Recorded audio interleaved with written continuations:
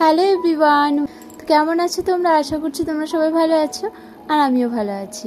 তো আজকে বিকালে একটু বেরিয়েছিলাম ঘুরতে।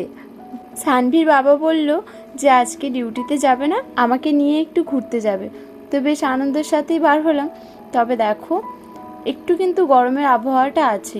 চলে এসেছি গঙ্গার পাড়ে, আর এখানে দেখো সূর্যটা কি সুন্দর লাগছে।